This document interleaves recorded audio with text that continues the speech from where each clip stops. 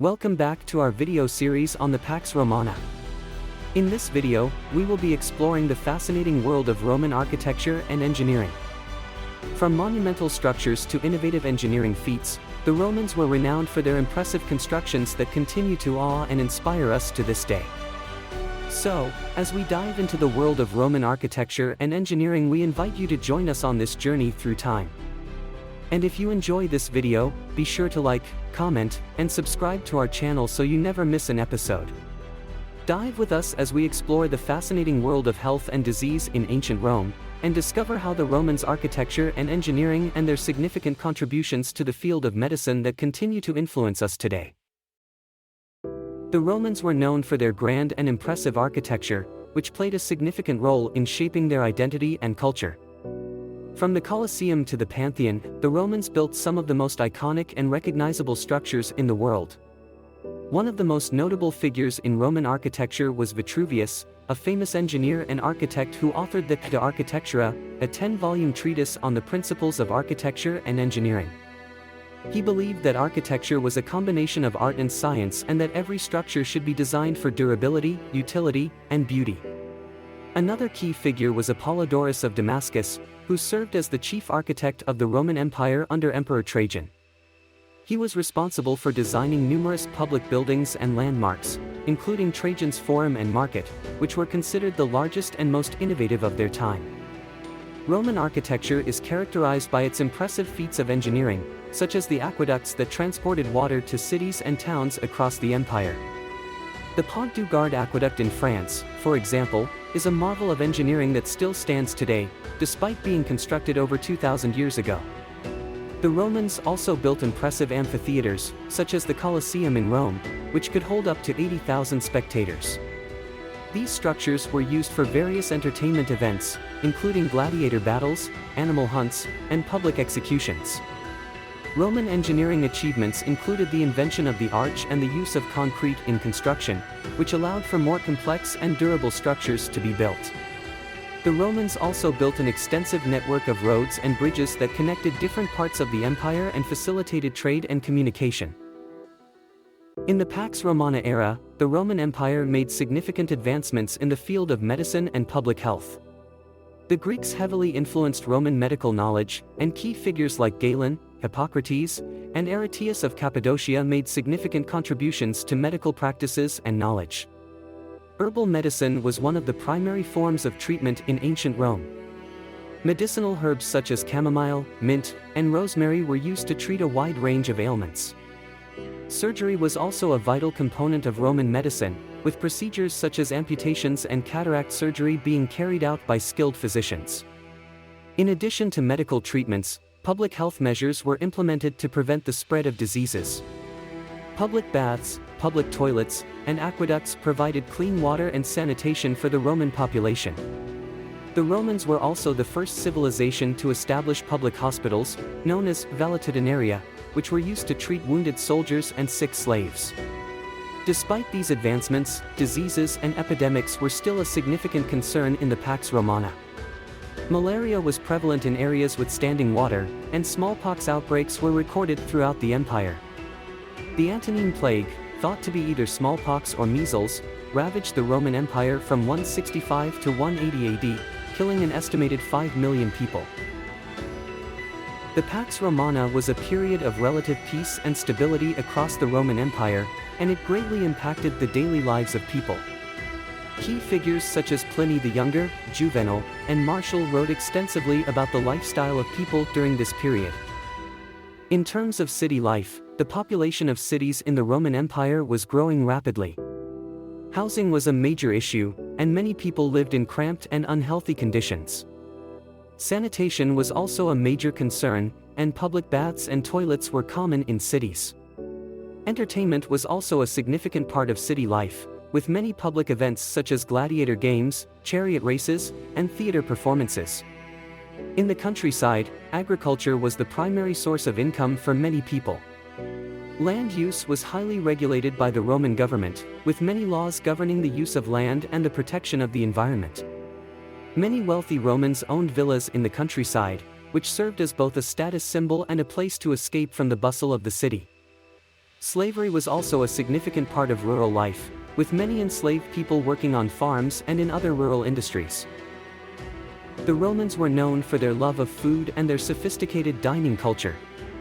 Key figures such as Apicius and Cato the Elder wrote extensively about the art of cooking and dining, leaving behind a rich legacy of recipes and culinary techniques. Typical Roman dishes and ingredients included bread, wine, fish, meat, vegetables, and sauces. Bread was a staple food, with a variety of types such as wheat, barley, and rye bread. Wine was also a popular beverage, often mixed with water to dilute it. Fish and seafood were commonly consumed, with a wide range of species available from both the Mediterranean and the Atlantic. Meat, particularly pork, was also a popular choice, along with a variety of vegetables and fruits. Dining customs and etiquette were an important part of Roman culture, with banquets and dinner parties being common events for both the upper and middle classes. These meals were often held in a triclinium, a room specifically designed for dining with 3 couches arranged in a U-shape. Convivium, or the art of conviviality, was an important aspect of Roman dining culture.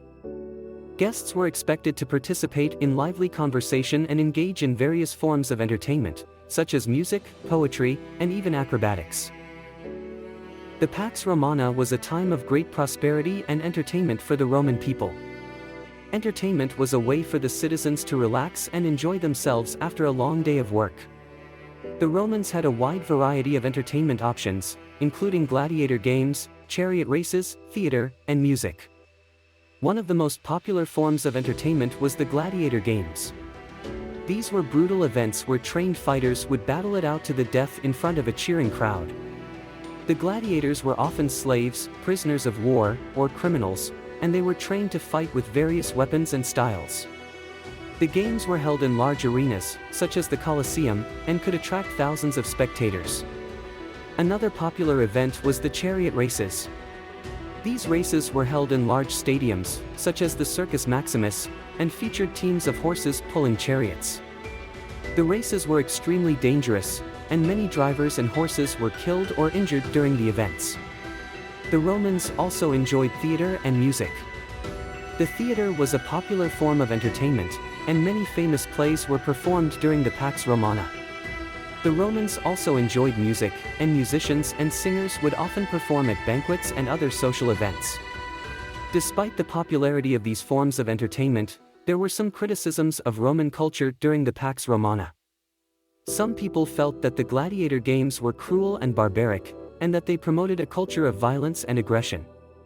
Others felt that the lavish banquets and parties were decadent and wasteful, and that they represented a moral decline in Roman society.